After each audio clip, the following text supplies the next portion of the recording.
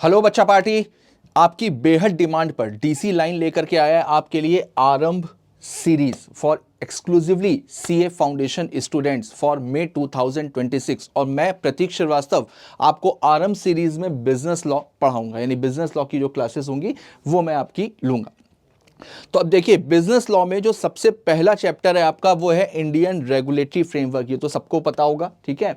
और देखिए, डिस्क्लेमर में मैं आपको एक चीज बता रहा हूं, ये हम लोग रिवीजन सेशन ले रहे हैं। मैं ये मान करके चलूंगा कि आप एक बार मॉड्यूल से गो थ्रू कर चुके हो।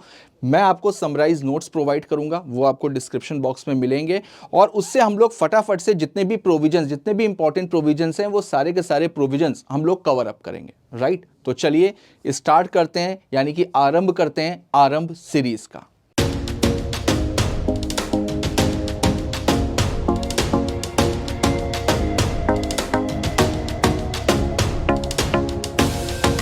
देखिए, सबसे पहले इंट्रोडक्टरी पार्ट है इंडियन रेगुलेटरी फ्रेमवर्क का। सबसे पहले एक चीज मैं बताना चाहूंगा कि सीए स्टूडेंट्स को लगता है कि ये जो इंडियन रेगुलेटरी फ्रेमवर्क है ये हम लोगों को पढ़ाया क्यों जाता है। तो बेटा, आपकी लाइफ की, आपकी जो प्रोफेशनल लाइफ होगी ना, उसमें ये चैप्टर बहुत इंपॉर्टेंट होगा। और आप ये मान करके चलिए कि अगर एग्जाम के पॉइंट ऑफ व्यू से देखो तो इसका वेटेज बहुत कम है, यानी कि केवल 6 नंबर का क्वेश्चन एक पूछा जाता है। लेकिन अगर प्रोफेशनल लाइफ के पॉइंट ऑफ व्यू से आप सोचते हो तो ये चैप्टर आपकी प्रोफेशनल लाइफ के लिए बहुत इंपॉर्टेंट है। क्यों, उसके पीछे मैं वजह बताता हूं। देखिए, इंडियन रेगुलेटरी फ्रेमवर्क, इसका मतलब क्या होता है।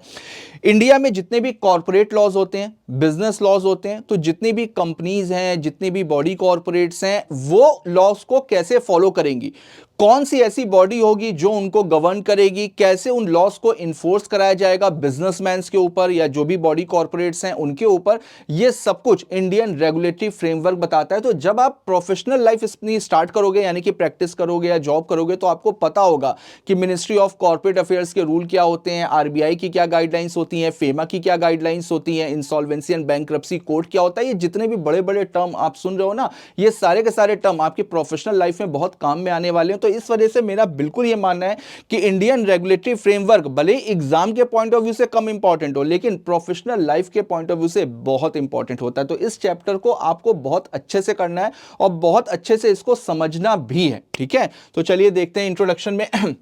इंट्रोडक्शन में बेसिकली इंडियन रेगुलेटरी फ्रेमवर्क का मतलब बताया गया है। इसका मतलब मैं आपको समराइज वे में बताता हूं फटाफट से। देखो, इंडिया में ये तो सबको पता है कि लॉ कैसे बनाए जाते हैं। पार्लियामेंट लॉ बनाती है, और अगर किसी स्टेट के लिए लॉ बनने हैं तो स्टेट लेजिस्लेचर बनाता है।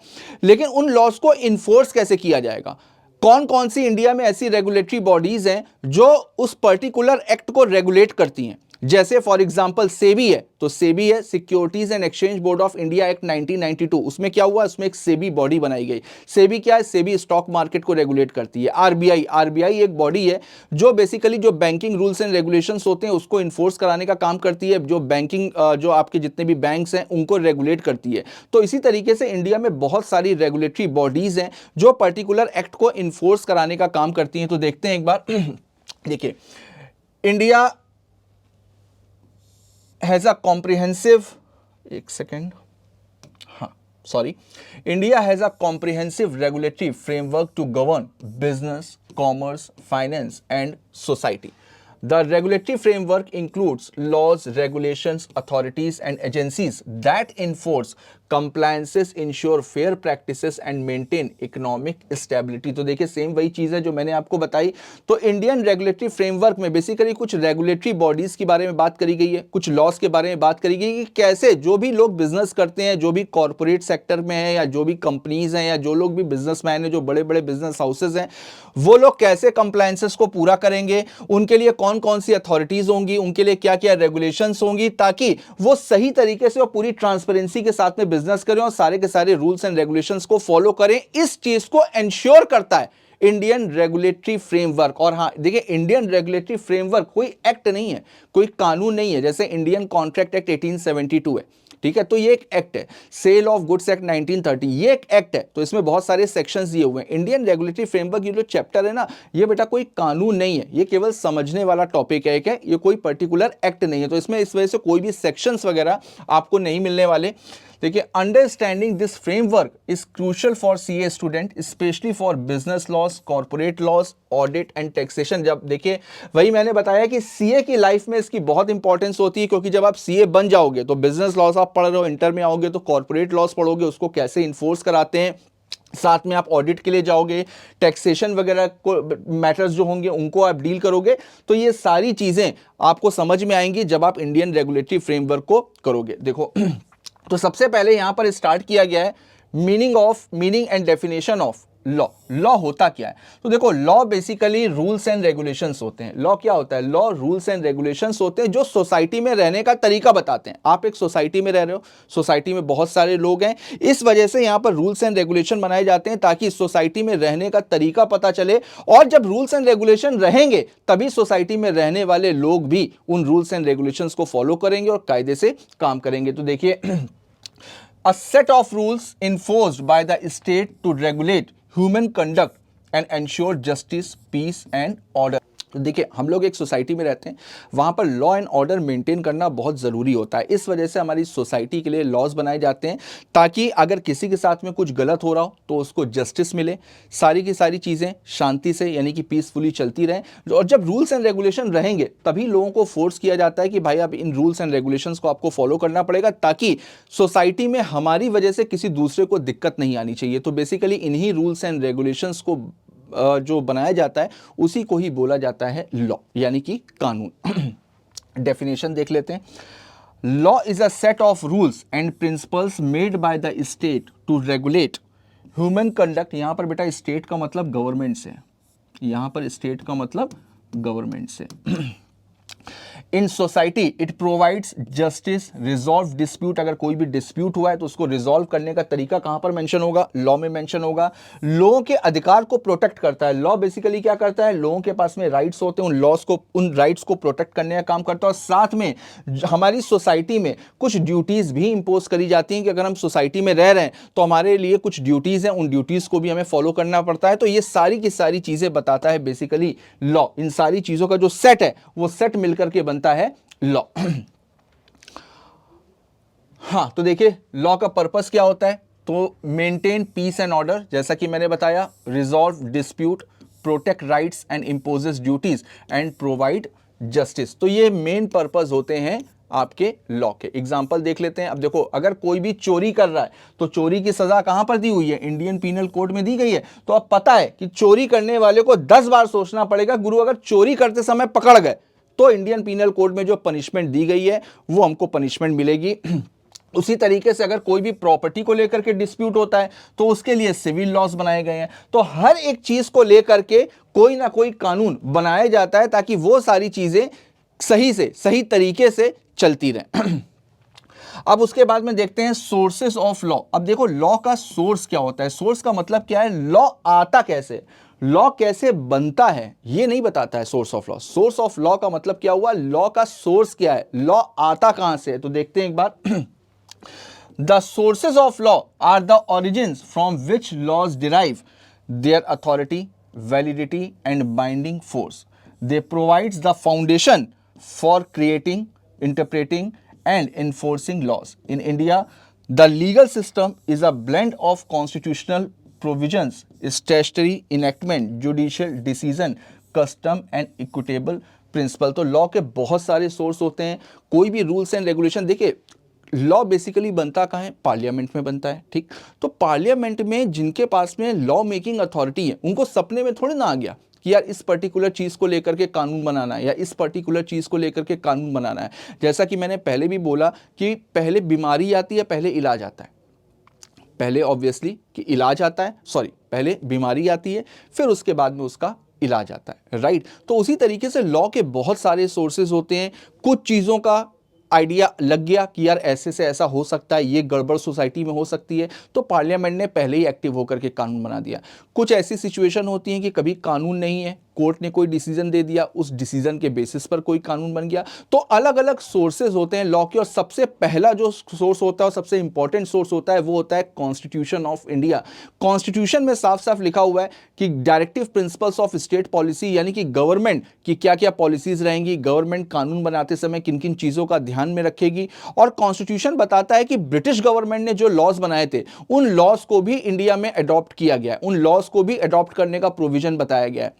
जैसे इंडियन कॉन्ट्रैक्ट एक्ट है, तो इंडियन कॉन्ट्रैक्ट एक्ट किसने बनाया? इंडियन कॉन्ट्रैक्ट एक्ट 1872, यानी कि ये ब्रिटिश गवर्नमेंट का लॉ है। सेल ऑफ गुड्स एक्ट 1930, तब हमारा देश आजाद तो हुआ नहीं था, तो सेल ऑफ गुड्स एक्ट हो गए, पार्टनरशिप एक्ट हो गए, तो ये जितने भी एक्ट है, इंडियन कॉन्ट्रैक्ट एक्ट हो गया, ये सारे के सारे एक्ट किसने बनाए हैं? ये सारे के सारे एक्ट ब्रिटिश गवर्नमेंट ने बनाए, और उसका सोर्स क्या है? कॉन्स्टिट्यूशन, क्योंकि कॉन्स्टिट्यूशन में प्री कॉन्स्टिट्यूशनल लॉज को अडॉप्ट किया गया है। इसको आगे समझते हैं। देखिए कॉन्स्टिट्यूशन ऑफ इंडिया, तो सबसे पहले मैं आपको कॉन्स्टिट्यूशन ऑफ इंडिया के बारे में बताऊंगा। Constitution of India is the supreme law of our country. देश का जो सबसे बड़ा कानून है वो है कॉन्स्टिट्यूशन। आज की डेट में हमारा देश जो चल रहा है ना, इंडिया जैसे चल रहा है, वो सब कुछ कॉन्स्टिट्यूशन की वजह से चल रहा है। कॉन्स्टिट्यूशन में पूरा का पूरा legal framework, judicial framework, political framework, हर एक चीज कॉन्स्टिट्यूशन ऑफ इंडिया में दी गई है। गवर्नमेंट काम कैसे करेगी, गवर्नमेंट की क्या क्या ड्यूटीज होंगी, लोगों के पास में कौन कौन से राइट्स होंगे, जिसको हम लोग फंडामेंटल राइट्स बोलते हैं, फंडामेंटल ड्यूटीज दी गई हैं, लोगों के ऊपर क्या क्या ड्यूटीज होंगी, गवर्नमेंट के काम करने का तरीका, हर एक चीज को, लॉ को बनाने का तरीका, लॉ को कितने पार्ट में डिवाइड किया गया, लिस्ट को कितने पार्ट में डिवाइड किया गया, ये सब कुछ बताता है कॉन्स्टिट्यूशन ऑफ इंडिया। इस वजह से बिल्कुल कॉन्स्टिट्यूशन ऑफ इंडिया को supreme law of our country बोला जाता है। कॉन्स्टिट्यूशन ऑफ इंडिया कब बना था? कॉन्स्टिट्यूशन ऑफ इंडिया 26 नवंबर 1949 को, यानी 26 नवंबर 1949 को बना था, और 26 जनवरी यानी कि 3 महीने के बाद 26 जनवरी 1950 को इन्फोर्स हुआ था, यानी कि अप्लीकेबल हुआ था, लागू हुआ था। इसी वजह से 26 जनवरी को हम लोग रिपब्लिक डे सेलिब्रेट करते हैं। तो देखिए एक बार the constitution of India 1950 is the supreme law of the land. जैसा कि मैंने बताया, देश का सबसे बड़ा कानून होता है। All other laws in India must conform to the constitution. बिल्कुल जितने भी लॉज होंगे वो सारे के सारे लॉज सबऑर्डिनेट होंगे कॉन्स्टिट्यूशन के, यानी सबसे पहले प्रायोरिटी किसको दी जाएगी? सबसे पहले प्रायोरिटी दी जाएगी कॉन्स्टिट्यूशन ऑफ इंडिया को, और बाकी के जितने भी लॉज हैं वो सब सबऑर्डिनेट होंगे कॉन्स्टिट्यूशन के, और they may be declared void by the court. और इवन सुप्रीम कोर्ट के पास में, यहां पर जो कोर्ट लिखा हुआ है, कोर्ट का मतलब यहां पर सुप्रीम कोर्ट से, सुप्रीम कोर्ट के पास इतनी पावर है कि वो गवर्नमेंट के बनाए हुए कानून को भी वॉइड डिक्लेयर कर सकती है। मेरी बात समझ में आई? तो ये जो पावर है कोर्ट को, ये पावर कौन देता है? कॉन्स्टिट्यूशन ऑफ इंडिया देता है। अगर कोर्ट को ऐसा लगा, अगर सुप्रीम कोर्ट को ऐसा लगा कि ये जो लॉ गवर्नमेंट ने बनाया है ये कॉन्स्टिट्यूशन के अगेंस्ट में या कॉन्स्टिट्यूशन के स्ट्रक्चर के अगेंस्ट में, तो कोर्ट के पास में पूरी पावर है, कोर्ट के पास में पूरा राइट है कि वो उस कानून को, गवर्नमेंट के बनाए हुए कानून को वॉइड भी डिक्लेयर कर सकती। तो ये पावर भी उसको कॉन्स्टिट्यूशन देता है। तो बेसिकली कॉन्स्टिट्यूशन में क्या क्या दिया हुआ है? Structure of government, fundamental rights, directive principles and duties of citizen, ये सारी चीजें मैंने आपको बताई। ये सब कुछ कॉन्स्टिट्यूशन ऑफ इंडिया बताता है। देखिए जैसे फंडामेंटल राइट्स हैं, तो फंडामेंटल राइट्स का एग्जांपल है right to equality, freedom of speech. ये सारी चीज़ें आज आप फेसबुक में, यूट्यूब में, कहीं पर भी देखते हो, कोई भी आदमी गवर्नमेंट के लिए अच्छा बोल रहा है, गवर्नमेंट के लिए खराब बोल रहा है, तो ये जो फ्रीडम उसको मिली हुई है बोलने की, ये जो बोलने का राइट मिला हुआ है, ये कहां पर मिला हुआ है? ये कॉन्स्टिट्यूशन ऑफ इंडिया उसको ये राइट देता है। ठीक है। उसी तरीके से डायरेक्टिव प्रिंसिपल्स, डायरेक्टिव प्रिंसिपल्स का मतलब होता है, इसको पूरा बोलते हैं directive principles of state policy, यानी कि गवर्नमेंट अगर कोई भी कानून बनाती है, गवर्नमेंट अगर कोई भी पॉलिसी बनाती है, तो उस पॉलिसी को बनाते समय गवर्नमेंट को कौन कौन सी चीजों का ध्यान रखना है, किस किस चीज का ध्यान रखना है, ये बताता है आपका directive principles of state policy. देखिए guidelines for the economic and social policy. तो ये तो पहला सोर्स हो गया आपका। दूसरा सोर्स आता है स्टैट्यूटरी लॉ लेजिस्लेशन। इंडिया में जो लेजिस्लेटिव बॉडी है, लेजिस्लेटिव बॉडी का मतलब क्या हुआ? Law making authority. तो इंडिया में लॉ मेकिंग अथॉरिटी कौन सी है? पार्लियामेंट है। और अगर स्टेट गवर्नमेंट कोई भी कानून बनाती है अपने पर्टिकुलर उस स्टेट के लिए, तो उसमें पावर मिलती है स्टेट लेजिस्लेचर यानी कि विधानसभा को। तो दूसरा लॉ का सोर्स है स्टैट्यूटरी लॉज, जो कि पार्लियामेंट में या स्टेट लेजिस्लेचर यानी कि विधानसभा में बनाए जाते हैं। तो statutory laws are enacted by parliament और state legislature. These laws are written, codified and binding, providing clarity and certainty in legal matters. Example, companies act 2013, जो सबसे इंपॉर्टेंट एक्ट है आपके लिए, आपकी प्रोफेशनल लाइफ के लिए, governs corporate law and compliances. तो कंपनीज एक्ट 2013 बताता है कि बेसिकली कॉर्पोरेट लॉस के बारे में और साथ में उसके कंप्लायंसेस के बारे में बताता है। Income tax act 1961 GST. तो ये जितने भी एक्ट हैं ये कहां पर बने हैं? ये सारे के सारे एक्ट पार्लियामेंट में बने हैं। These acts are called statutory laws. उसके बाद में आता है जुडिशियल डिसीजन। अभी मैंने आपको बताया कि पहले बीमारी आती है या पहले इलाज आता है, तो पहले बीमारी आती है फिर इलाज आता है। तो देखिए जब कभी सिविल मैटर्स होते हैं, देखो दो तरीके के केसेस होते हैं, एक सिविल केस होता है और एक होता है क्रिमिनल केस। एक होता है सिविल केस और एक होता है क्रिमिनल केस। अगर क्रिमिनल केस की बात करें तो क्रिमिनल केस में चाहे वो सुप्रीम कोर्ट हो, चाहे वो हाई कोर्ट हो, चाहे वो डिस्ट्रिक्ट कोर्ट हो, कभी भी लॉ के बियॉन्ड में जा करके डिसीजन दे ही नहीं सकती। अगर मान लीजिए कि इंडियन पीनल कोड में चोरी की सजा 7 साल की दी हुई है तो 7 साल से ज्यादा की दे ही नहीं सकती है। अगर फ्रॉड की कोई पनिशमेंट दी गई है तो फ्रॉड की पनिशमेंट उससे ज्यादा दे ही नहीं सकती है। अगर किसी पर्टिकुलर चीज को गलत नहीं माना गया है, इंडियन पीनल कोड में किसी पर्टिकुलर चीज को गलत नहीं माना गया यानी कि क्राइम नहीं माना गया है और किसी ने वो एक्ट किया तो कोर्ट को भले ही लगता है कि यार ये क्राइम है, लेकिन अगर इंडियन पीनल कोड साइलेंट है तो कोर्ट उसको कभी भी पनिशमेंट नहीं दे सकती। तो कोर्ट हमेशा क्रिमिनल केसेस में हमेशा लॉस को फॉलो करती है। मेरी बात समझ में आई? कोर्ट अपनी मर्जी नहीं चला सकती। लेकिन अगर कभी भी सिविल केस कोई होता है और सिविल केस कोर्ट के पास में कभी पहुंचता है और कोर्ट को लगता है कि यार इस पर्टिकुलर सब्जेक्ट मैटर को लेकर के या इस पर्टिकुलर चीज को लेकर के कोई कानून है ही नहीं, कहीं पर कोई प्रोविजन बने ही नहीं है, तो कोर्ट वहां पर अपनी डिस्क्रिशनरी पावर्स को यूज कर सकती है। डिस्क्रिशनरी पावर्स का मतलब क्या हुआ? अपनी मर्जी को यूज कर सकती है, कोर्ट को जो ठीक लगेगा वो डिसीजन दे सकती है। यहां पर जो मैंने लाइन यूज करी है ना कि जो ठीक लगेगा वो कर सकती है, लेकिन इसके साथ में भी बहुत सारी प्रोविजंस एप्लीकेबल होते हैं कि जैसे नेचुरल जस्टिस को फॉलो करना और भी बहुत सारी गाइडलाइंस हैं। तो इन सारी चीजों का ध्यान रखते हुए कोर्ट अपनी मर्जी से डिसीजन दे सकती है, लेकिन वो केवल सिविल केसेस में होता है। ठीक, तो अब जैसे समझते हैं कि जुडिशियल डिसीजन या जुडिशियल प्रेसिडेंट, अब मान लीजिए कोर्ट के पास कोई सिविल केस पहुंचा, राइट, और उस पर्टिकुलर सब्जेक्ट मैटर को लेकर के, उस सिचुएशन को लेकर के कोई भी कानून नहीं बना हुआ है, तो अब वहां पर कोर्ट क्या करेगी? कोर्ट ने नेचुरल जस्टिस के प्रिंसिपल्स को फॉलो किया, उसके बाद में कोर्ट को जो ठीक लगा उसने वो डिसीजन दे दिया, राइट। अब कोई कानून तो है नहीं, वो डिसीजन हो गया। अब कभी पता चला कि उससे रिलेटेड अगर कोई भी केस फ्यूचर में हुआ तो जो आगे आने वाली कोर्ट है वो देखेगी कि अब पीछे कभी सुप्रीम कोर्ट ने इस पे कोई डिसीजन दिया था क्या, तो वहां पर सुप्रीम कोर्ट का जो डिसीजन होगा वही लोअर कोर्ट फॉलो करेगी। जैसे सपोज करिए कि कोई प्रॉपर्टी का मैटर है, अजीबोगरीब मैटर हो गया, सुप्रीम कोर्ट में गया, सुप्रीम कोर्ट ने कोई डिसीजन दे दिया।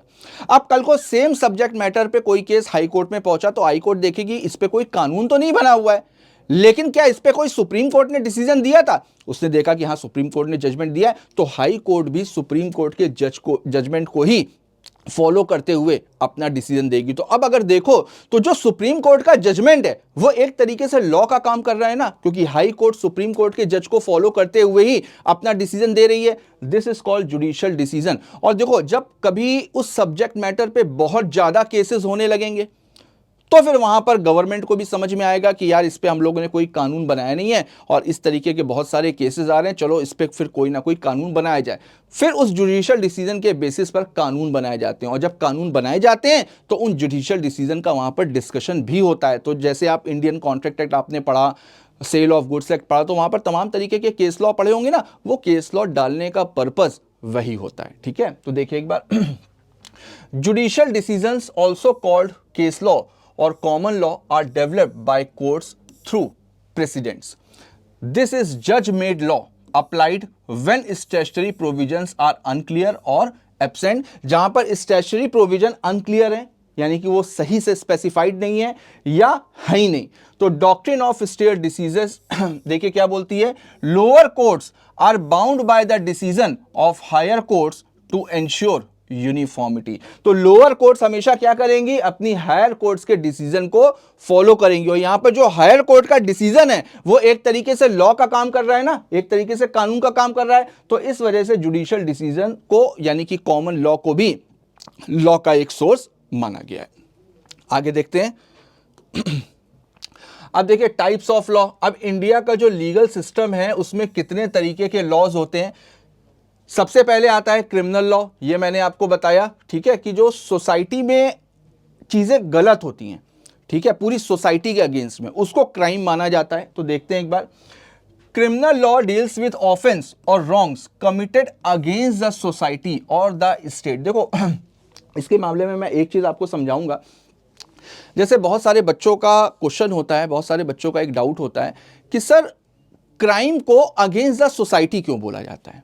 जैसे मान लीजिए, सपोज करिए कि ए ने बी का मर्डर कर दिया, ए मर्डर बी, ठीक, तो अब इसको आप क्या बोलोगे, इसको आप क्राइम ही तो बोलोगे। अब क्राइम को लेकर के बोला गया है कि कोई भी ऑफेंस या कोई भी गलत काम जो सोसाइटी के अगेंस्ट में हो, सोसाइटी का मतलब पूरे समाज के अगेंस्ट में हो।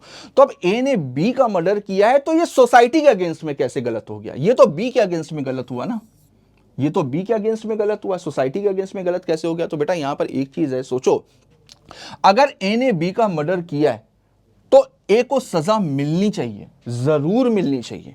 क्यों मिलनी चाहिए, वो इस वजह से मिलनी चाहिए क्योंकि अब ए पूरी की पूरी सोसाइटी के लिए खतरा बन चुका है।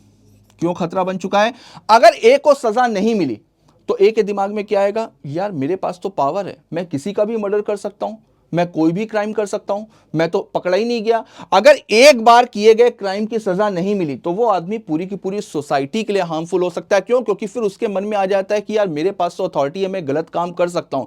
इस वजह से बोला जाता है कि क्राइम हमेशा अगेंस्ट द सोसाइटी होगा। तो यहां पर अकेले बी का मर्डर नहीं हुआ है, यह आदमी पूरी की पूरी सोसाइटी के लिए हार्मफुल बन चुका है। इस वजह से क्राइम, जो क्रिमिनल केसेस होते हैं ना, उसको हमेशा बोला जाता है अगेंस्ट द सोसाइटी, और जो सिविल केसेस होते हैं उसको बोला जाता है against a particular person, right. तो देखते हैं, its main objective to punish and deter offender to maintain law and order. तो बिल्कुल क्रिमिनल लॉस का जो मेन पर्पस होता है वो क्या होता है कि अगर किसी ने कोई भी क्राइम किया है, किसी ने कोई भी ऑफेंस किया है, तो उसको पनिशमेंट मिलनी चाहिए। देखिए की फीचर्स देख लेते हैं। Action is taken by the state not by the individual. तो यहां पर एक्शन कौन लेती है, एक्शन गवर्नमेंट लेती है, ये कभी भी इंडिविजुअल के अगेंस्ट में नहीं होगा, इस पे एक्शन हमेशा गवर्नमेंट के थ्रू होगा। Focuses on public wrongs, example theft, murder, fraud. तो इसमें हमेशा पब्लिक रॉन्ग्स को लिया जाता है, थेफ्ट, मर्डर, फ्रॉड। उसका रीजन मैंने अभी आपको बताया। The purpose is punishment not compensation. तो इसका मेन पर्पस क्या होता है, इसका मेन पर्पस होता है पनिशमेंट देना, ना कि कॉम्पनसेशन देना। और यही सिविल लॉ में फर्क है। सिविल लॉ में देखा जाता है कि अगर सामने वाले को कोई भी नुकसान हुआ है तो उसके नुकसान की भरपाई कैसे करेंगे, उसको कॉम्पनसेट कैसे करेंगे। लेकिन यहां पर कॉम्पनसेशन से मतलब नहीं है, यहां पर मतलब होता है पनिशमेंट से। अगर किसी ने गलत किया है तो उसको पनिशमेंट मिलनी चाहिए। और the burden of proof is on the prosecution. और जो बर्डन ऑफ प्रूफ होगा वो हमेशा प्रोसिक्यूशन के ऊपर होगा। प्रोसिक्यूशन का मतलब, जैसे अगर मैं किसी के ऊपर आरोप लगा रहा हूं कि भाई मैंने इसको देखा है कि इसने मर्डर किया है, तो साबित मुझे करना होगा। कोर्ट तो ये मान करके चलती है कि इंडिया में रहने वाला हर एक बंदा इनोसेंट है। अगर किसी के ऊपर कोई एलिगेशन लगाते हैं ना, किसी के ऊपर कोई केस चलता है, तो कोर्ट तो ये मान करके चलती है कि भाई जिसके ऊपर केस हुआ ये एक इनोसेंट पर्सन है। जब तक गिल्ट प्रूव ना हो जाए, जब तक दोष साबित ना हो जाए, जब तक सामने वाला पर्सन गिल्टी प्रूव ना हो जाए, तब तक उसको हमेशा इनोसेंट माना जाता है। इस वजह से बर्डन ऑफ प्रूफ कोर्ट में साबित किसको करना पड़ेगा, कोर्ट में साबित करना पड़ेगा जिसने केस किया है। अगर मैं किसी के ऊपर चोरी का आरोप लगा रहा हूं, मैं किसी के ऊपर चोरी का एलिगेशन लगा रहा हूं, तो मुझको साबित करना पड़ेगा कि उसने चोरी करी है। चोर को साबित नहीं करना पड़ेगा कि उसने चोरी नहीं करी है, मुझको साबित करना पड़ेगा कि उसने चोरी करी है। क्यों, क्योंकि लॉ का ये एक प्रिंसिपल है कि हर एक बंदा इनोसेंट है, ठीक। दूसरा, standard of proof beyond reasonable doubt. और जो भी आप साबित करोगे, जो एविडेंस आप कोर्ट में प्रेजेंट करोगे, वो ऐसे होने चाहिए जिससे सारे के सारे डाउट्स क्लियर हो जाएं। किसी भी तरीके का कोई भी सस्पेंस या कभी भी सर्कमस्टेंशियल एविडेंस को, जैसे एविडेंस बहुत सारे तरीके के होते हैं, डायरेक्ट एविडेंस होते हैं, सेकेंडरी एविडेंस होते हैं, सर्कमस्टेंशियल एविडेंस होते हैं। हो सकता है जब आप क्राइम पेट्रोल या सावधान इंडिया, CID जब आप देखते होंगे तो इस तरीके के वर्ड आपने सुने होंगे। कोर्ट हमेशा डायरेक्ट एविडेंस को प्रायोरिटी देती है। अगर डायरेक्ट एविडेंस है, डायरेक्ट एविडेंस का मतलब ऐसे एविडेंस जिसको देख करके तुरंत के तुरंत जज को समझ में आ जाए कि हाँ भाई कातिल यही है, तो जो आप साबित करोगे, जो एविडेंस आप प्रेजेंट करोगे, जो स्टैंडर्ड ऑफ प्रूफ रहेगा, वो हमेशा बियॉन्ड द रीजनेबल डाउट होगा, यानी उस पर कोई भी डाउट ना बचा हो, ठीक, तभी कोर्ट उसको पनिशमेंट देती है। तो अब देखिए मेन इंडिया में जो क्रिमिनल लॉज हैं वो कौन से हैं? Indian penal code 1860, code of criminal procedure 1973, इसको शॉर्ट फॉर्म में बोलते हैं सीआरपीसी, और prevention of corruption act 1988। Example case देख लेते हैं। If a company's cashier commits financial fraud, criminal breach of trust under IPC, तो इसको इंडियन पीनल कोड में क्रिमिनल ब्रीच ऑफ ट्रस्ट माना गया है, ठीक है। सिविल लॉ, सिविल लॉ में बेसिकली जो प्राइवेट राइट्स होते हैं, जैसा मैंने बताया ना आपको कि जो क्रिमिनल लॉज होते हैं वो सोसाइटी के अगेंस्ट में गलत होते हैं, और जो सिविल लॉज होते हैं वो किसी एक पर्टिकुलर इंडिविजुअल के अगेंस्ट में गलत होते हैं। यानी कि अगर जैसे मैंने मिस्टर बी की प्रॉपर्टी पे कब्जा कर लिया, अगर मैंने मिस्टर बी की प्रॉपर्टी पे कब्जा कर लिया, तो यहां पर कोई भी स्टेट यानी कि गवर्नमेंट का इन्वॉल्वमेंट नहीं है, ये केवल और केवल मेरे और मिस्टर बी के बीच की बात है। मेरी बात समझ में आ रही? इसमें सोसाइटी का कहीं पर भी इन्वॉल्वमेंट नहीं हो रहा, ये केवल और केवल बी के पास जो राइट्स है उसका इन्फ्रिंजमेंट मैंने किया है, बी के राइट्स का मैंने वॉल्यूशन किया। अगर मैंने बी की प्रॉपर्टी पे कब्जा किया है तो यहां पर जो केस होगा वो हमेशा किसके बीच में होगा? ए वर्सेस बी, यानी कि अगर मैंने किया है तो मेरे वर्सेस बी के बीच में। देखिए civil laws deals with private rights and liabilities between individual organisations और बोथ। अब जैसे अभी हम लोगों ने क्रिमिनल लॉ पढ़ा, अगर कोई भी क्रिमिनल केस होगा ना तो क्रिमिनल केस का नाम क्या होगा? जैसे state of UP versus mister x, यानी यहां पर गवर्नमेंट इन्वॉल्व हो रही है, क्योंकि इंडिया में लॉ एंड ऑर्डर को मेंटेन करने की रिस्पॉन्सिबिलिटी किसकी होती है? सोसाइटी में, गवर्नमेंट की होती है। अब सोसाइटी के अगेंस्ट में गलत हुआ है यानी कि कहीं ना कहीं गवर्नमेंट की रिस्पॉन्सिबिलिटी होती है, तो वहां पर स्टेट ऑफ यूपी आ जाएगा, यानी यूपी गवर्नमेंट की है। लेकिन अगर सिविल लॉ होगा और सिविल लॉ में ए ने बी के ऊपर केस किया तो ए वर्सेस बी, यानी कि प्राइवेट इंडिविजुअल का नाम आएगा। मेरे ख्याल से आपको समझ में आया होगा दोनों में फर्क। देखते हैं, its objective is to resolve dispute and provide compensation not punishment. तो सिविल लॉज में, सिविल केसेस में कभी भी पनिशमेंट नहीं मिलती, और यही एक बहुत बड़ा डिफरेंस होता है क्रिमिनल केसेस में और सिविल केसेस में। क्रिमिनल केसेस में हमेशा पनिशमेंट मिलती है, जबकि सिविल केसेस में पनिशमेंट नहीं मिलती है, उसमें कॉम्पनसेशन या डिस्प्यूट को किस तरीके से रिजॉल्व करना है ये चीज बताई जाती है। की फीचर्स देखते हैं, तो ये basically concern with private wrongs होता है, सॉरी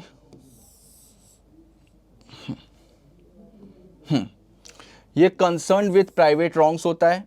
द इंजर्ड पार्टी यानी कि प्लेंटिफ फाइल्स द केस, जो केस फाइल करता है उसको बोला जाता है प्लेंटिफ। जो केस फाइल करता है उसको बोला जाता है प्लेंटिफ। और रेमेडी बेसिकली क्या होगी? कॉम्पनसेशन होगी या स्पेसिफिक परफॉर्मेंस होगी। स्पेसिफिक परफॉर्मेंस को बहुत डिटेल में हम लोग डिस्कस करेंगे आगे इंडियन कॉन्ट्रैक्ट एक्ट में।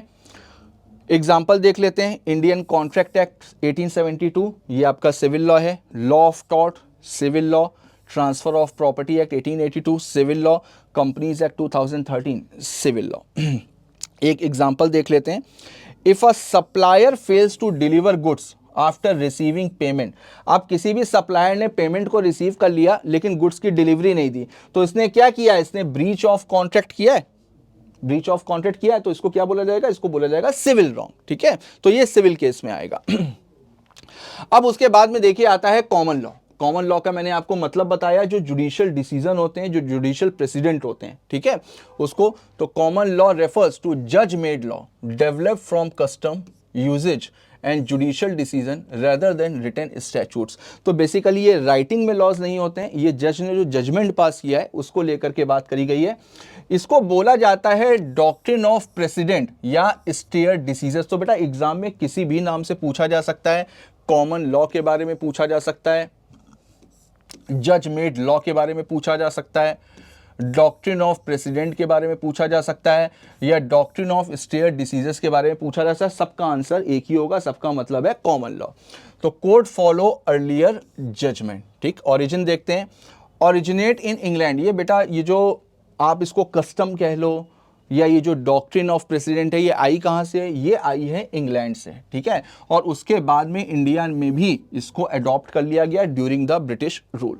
Forms a major part of Indian legal system along with statutory laws. और इसको इंडिया में बिल्कुल वही वैल्यू मिली है जो स्टैट्यूटरी लॉस को, यानी जो लॉस पार्लियामेंट ने बनाए हैं, जो लॉस स्टेट लेजिस्लेचर ने बनाए हैं, इसको भी उसकी वैसी वैल्यू मिली हुई है। फीचर्स देखते हैं। Evolve through judicial interpretations. Judicial interpretations का मतलब क्या होता है? देखो कई बार ऐसा होता है कि लॉ की जो लैंग्वेज होती है ना वो बड़ी टेक्निकल होती है, और लॉ चूंकि इंग्लिश में लिखा जाता है और इंग्लिश की अपनी अलग परेशानियां हैं। क्यों? क्योंकि इंग्लिश में वर्ड्स बड़े कॉमन हैं, एक ही शब्द के कई सारे मतलब निकल जाते हैं। ठीक है, तो वहां पर उसको कई बार जज के सामने अगर कभी कोई लॉ पहुंचता है तो जज को भी कंफ्यूजन हो सकता है वहां पर। ठीक है, और ऐसा नहीं है कि हर एक शब्द का मतलब जो डिक्शनरी में लिखा हुआ है वही लॉ में भी उसका मतलब हो। इसी वजह से मैं अक्सर स्टूडेंट्स को मना करता हूं कि अगर कोई भी चीज़ ना समझ में आए तो बेटा उसको फैकल्टी के साथ में डिस्कस करो, उसको चैट जीपीटी में या गूगल से उसका मीनिंग निकालिए। तो कई बार होता है डिक्शनरी की मीनिंग अलग है, लॉ में उस वर्ड की मीनिंग अलग है, तो कभी भी चैट जीपीटी या गूगल उससे सर्च करने के बजाय जो भी आपकी कंसर्न फैकल्टी है उससे आपको डिस्कस करना चाहिए। और अगर आप मेरे से ही पढ़ रहे हो तो आपको अगर कोई भी मीनिंग ना समझ में आप कॉमेंट बॉक्स में डालो, मैं उसको आपको पूरी कोशिश करूंगा कि हर एक डाउट को, हर एक मीनिंग को, जो भी आपको जिसमें आपको दिक्कत हो रही है उसको मैं सॉल्व करूं। तो अब देखो, तो यहां पर कई बार होता है कि जब लॉ में कोई भी कंफ्यूजन होता है ना तो ये कोर्ट की जिम्मेदारी होती है, ये कोर्ट की ड्यूटी होती है कि कोर्ट उस कंफ्यूजन को दूर करे। उसी को ही बताया गया है जुडिशियल इंटरप्रिटेशन। दूसरा, जब आप सीए इंटर में आ जाओगे तो सीए इंटर में कुछ रूल्स हैं, इंटरप्रिटेशन ऑफ स्टैट्यूट्स, एक पूरा का पूरा एक चैप्टर है आपके में corporate laws and other laws में। उसमें बताया गया है कि लॉ को एक्सप्लेन करने का तरीका क्या होता है, या जब कोर्ट लॉ को एक्सप्लेन करेगी तो कोर्ट कौन कौन से रूल्स को फॉलो करेगी, उसको आप सीए इंटर में पढ़ने वाले हो। देखिए, ensure uniformity and consistency in legal decision. अब देखो, अगर ये डॉक्ट्रिन ना होती तो क्या होता? अब पता चला कि सुप्रीम कोर्ट ने किसी सब्जेक्ट मैटर पे कोई डिसीजन दिया, ठीक, अब सेम सब्जेक्ट मैटर पे कोई केस हाई कोर्ट में पहुंचा, हाई कोर्ट ने कुछ अलग डिसीजन दे दिया, तो अब पता चला केस तो एक ही जैसा था लेकिन दोनों में अलग अलग डिसीजन आए। तो ये भी तो कहीं ना कहीं गलत चीज है। तो डिसीजंस में यूनिफॉर्मिटी देने के लिए कि एक सब्जेक्ट मैटर पे एक जैसी पनिशमेंट मिलनी चाहिए या एक जैसा कॉम्पनसेशन मिलना चाहिए, तो इस वजह से डॉक्ट्रिन ऑफ स्टेयर डिसीजन या डॉक्ट्रिन ऑफ प्रेसिडेंट को इंपॉर्टेंस दी जाती है। Court refers to previous judgment. बिल्कुल, कोर्ट हमेशा सिमिलर केसेस में जो प्रीवियस जजमेंट होते हैं उनको हमेशा फॉलो करती है। एग्जांपल्स देख लेते हैं। Keshavananda Bharati versus state of Kerala. बिल्कुल, उसमें कॉन्स्टिट्यूशन के बेसिक स्ट्रक्चर को लेकर के एक बहुत बड़ा कोर्ट का जजमेंट आया था। Keshavananda Bharati versus state of Kerala वाले केस में सुप्रीम कोर्ट ने कॉन्स्टिट्यूशन का जो बेसिक स्ट्रक्चर है उसके अगेंस्ट में एक बहुत बड़ा जजमेंट पास किया था। उसकी अपनी एक डॉक्ट्रिन भी है, उसके अपने अलग प्रिंसिपल भी हैं। तो बेसिकली उसको आज भी अगर सुप्रीम कोर्ट में कॉन्स्टिट्यूशन को लेकर के कोई भी केस पहुंचेगा तो वहां पर कोर्ट देखेगी कि भाई केशवानंद भारती वाले केस में क्या फैसला दिया गया था, उसी के अकॉर्डिंग इसको अडॉप्ट किया जाएगा। ठीक है, तो मेरे ख्याल से ये भी आपको क्लियर हुआ होगा अच्छे से। आगे देखते हैं प्रिंसिपल्स ऑफ नेचुरल जस्टिस। तो देखिए, मैंने आपको बताया कि कोर्ट के पास में डिस्क्रिशनरी पावर्स तो होती हैं सिविल केसेस को लेकर के। अगर कोई भी सिविल केस पहुंचा है तो कोर्ट के पास में डिस्क्रिशनरी पावर्स तो हैं, कोर्ट अपनी मर्जी से डिसीजन दे सकती है, लेकिन ऐसा नहीं है कि उसकी मोनोपोली चली है, जो मन में आया वो डिसीजन दे दिया, ऐसा नहीं है। कोर्ट कभी भी अपनी डिस्क्रिशनरी पावर्स को यूज करेगी तो हमेशा जो नेचुरल जस्टिस के प्रिंसिपल्स हैं उनको हमेशा फॉलो करेगी। एक एग्जांपल मैं ले लेता हूं, जैसे प्रिंसिपल ऑफ नेचुरल जस्टिस कहता है अपॉर्चुनिटी ऑफ बीइंग हर्ड, हर एक को बोलने का मौका देना चाहिए। ऐसा नहीं कि कोर्ट में कोई केस चल रहा है, कोर्ट ने प्लेंटिफ की बात सुनी, डिफेंडेंट की बात ही नहीं सुनी, उसको बोलने का मौका ही नहीं दिया, उसके अगेंस्ट में डिसीजन सुना दिया। नहीं, ऐसा नहीं हो सकता। कोर्ट में हर एक को, चाहे वो प्लेंटिफ हो यानी जिसने केस फाइल किया हो, या वो डिफेंडेंट हो जिसके ऊपर केस फाइल किया हो, दोनों को अपनी बात रखने का बराबर हक होता है। और ये प्रिंसिपल कौन बताता है? ये प्रिंसिपल बताता है प्रिंसिपल्स ऑफ नेचुरल जस्टिस। जैसे एक जज अपने अगर मान लीजिए किसी जज का कोई रिलेटिव है, उसका कोर्ट में कोई केस चल रहा है, तो वो जज उस केस को एंटरटेन नहीं करेगा, क्योंकि वो बाइस हो सकता है ना, वो ऑब्वियसली कि अपने रिलेटिव को या उसके बेटे का कोई केस है तो अपने बेटे के फेवर में ही देगा। तो ये जो जितनी भी रूल्स हैं ये सारे के सारे रूल्स बताता है प्रिंसिपल्स ऑफ नेचुरल जस्टिस। तो कोर्ट अगर कोई भी जजमेंट पास करेगी तो वो हमेशा प्रिंसिपल्स ऑफ नेचुरल जस्टिस को फॉलो करते हुए ही पास करेगी। देखिए, Natural justice refers to the fundamental principles of fairness and justice that ensure no one is condemned, unheard or judged by biased authority। जैसा कि मैंने बताया। और देखो, लॉ का एक प्रिंसिपल और भी है जजमेंट केवल होना नहीं चाहिए, जजमेंट दिखाई भी पड़ना चाहिए। अगर किसी पर्टिकुलर मैटर पे कोर्ट ने कोई जजमेंट दिया है ना, तो ये लोगों को दिखाई भी देना चाहिए कि यार वाकई में बिल्कुल सही जजमेंट हुआ है। कहने से नहीं हो गया कि नहीं जजमेंट किया है, तो जजमेंट केवल सुनाई नहीं देता है, जजमेंट दिखाई भी देता है, सोसाइटी को दिखाई पड़ता है कि यार यहां पर सही फैसला दिया गया है। ठीक है। It represents the minimum standard of fair procedure in administrative and judicial decision. Purpose to protect individual against arbitrary action. Arbitrary का मतलब मनमाने तरीके से, ऐसा नहीं कि कोर्ट या अथॉरिटीज जो है वो मनमाने तरीके से कुछ भी इम्पार्शियल होकर के डिसीजन दे दें by authorities, and to ensure fair hearing and impartial decision making. तो बेटा ये आपके सोर्सेज ऑफ लॉ थे। ठीक है, तो मेरे ख्याल से इतना पोर्शन आपको समझ में आया होगा। तो यहां तक एक बार इसको अच्छे से रिवाइज करिएगा, अच्छे से गो थ्रू करिएगा। जो भी इसके नोट्स हैं वो आपको डिस्क्रिप्शन बॉक्स में मिल जाएंगे।